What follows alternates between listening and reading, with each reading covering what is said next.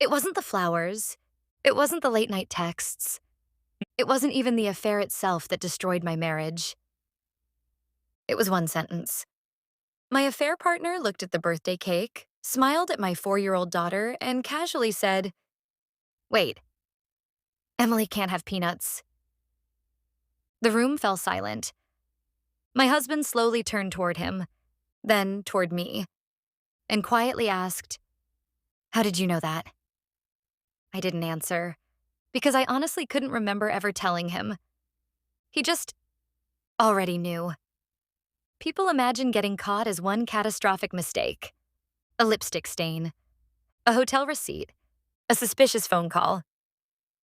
Mine happened because another man remembered something only family members usually remember. My name is Natalie. My husband's name was Grant. The man I betrayed him with was named Lucas. Lucas and I met through a community volunteer project. Every Thursday evening, we'd organize food donations together. He was funny, patient, easy to talk to. At first, our conversations stayed inside the church basement. Then they continued over coffee. Then dinner. Then long drives that had nothing to do with volunteering anymore. Eventually, they became hotel rooms. Grant never suspected anything. At least, I didn't think he did. We had rules. Never spend the night together. Never meet near our neighborhood. Never involve my daughter. Her name was Emily. She was 4. She loved dinosaurs, purple crayons, chocolate milk, and she had a severe peanut allergy. The allergy ruled our lives. Every birthday party, every school snack, every restaurant, every grocery trip. Everything had to be checked twice. Lucas learned about it early. One afternoon, he surprised me with cookies from a bakery. I thanked him, then quietly threw them away after realizing they weren't allergy safe. He felt terrible. "I'm so sorry. It could have been dangerous." After that, he checked every ingredient, every label, every dessert. I appreciated it more than I should have. Months passed. Grant traveled often. Lucas occasionally came to the house during those trips, never for long, never overnight. Emily only saw him a handful of times, mostly in passing. Lucas always stayed in the background. He never tried to become part of her life. At least, that's what I told myself. One Saturday, Grant decided to throw Emily a birthday party. Family, neighbors, friends from preschool. Nothing elaborate, just cake, pizza, games in the backyard. Everything went perfectly until the cake arrived. It was beautiful. Pink frosting, butterflies, chocolate decorations. The bakery employee proudly announced, "Our peanut butter filling is everyone's favorite."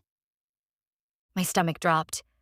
Before I could say a word, Lucas stepped forward. "She can't eat that."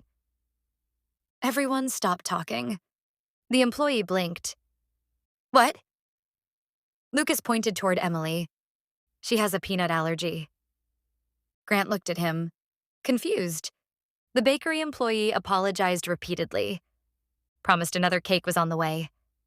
Nobody spoke. Grant finally looked at Lucas. "How did you know that?" Lucas froze. I... He looked at me.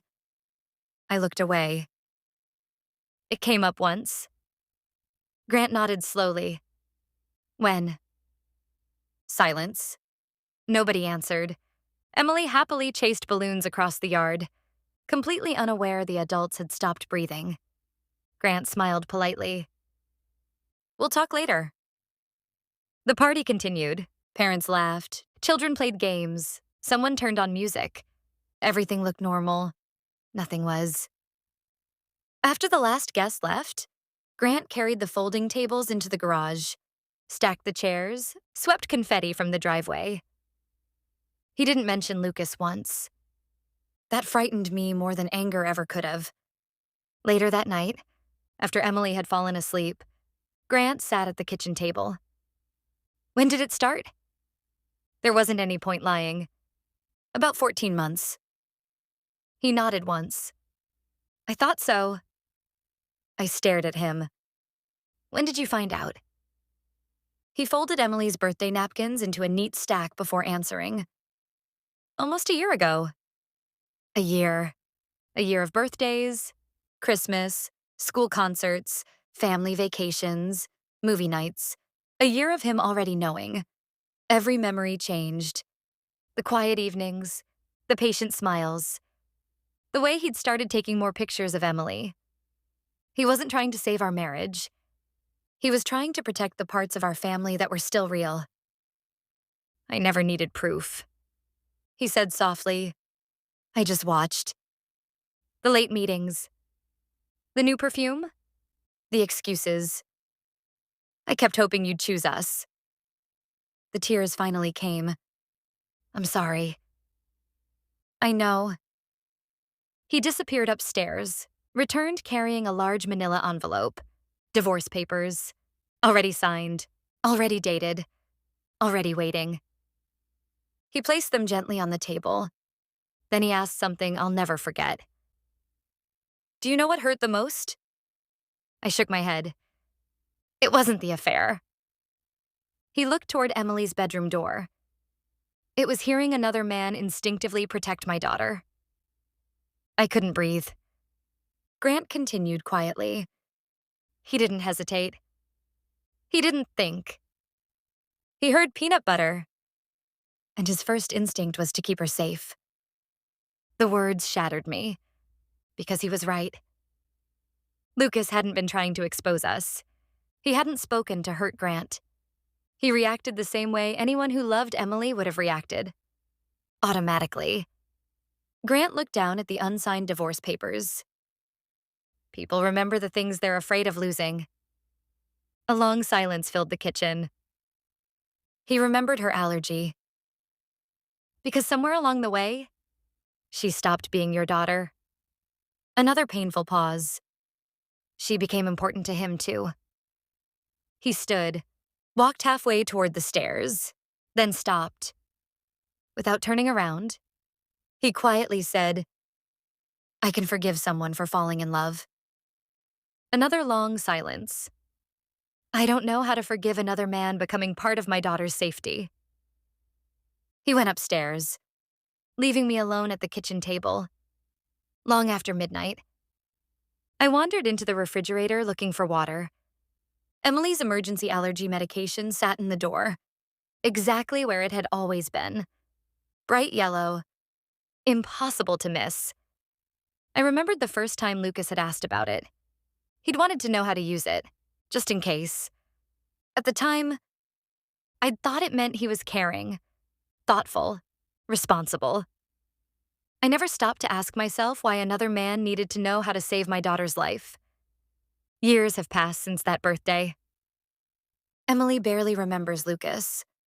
She remembers the balloons, the presents, the replacement cake that finally arrived. She doesn't remember the silence, the questions, or the papers waiting on the kitchen table. I remember all of it. Not because that's the day my marriage ended. Not because Grant already knew. Not even because Lucas remembered her allergy. I remember it because, in one unguarded moment, another man's first instinct wasn't to protect our secret. It was to protect my little girl. And the moment Grant realized that, he understood something I had been refusing to admit for months. Lucas wasn't acting like a visitor anymore.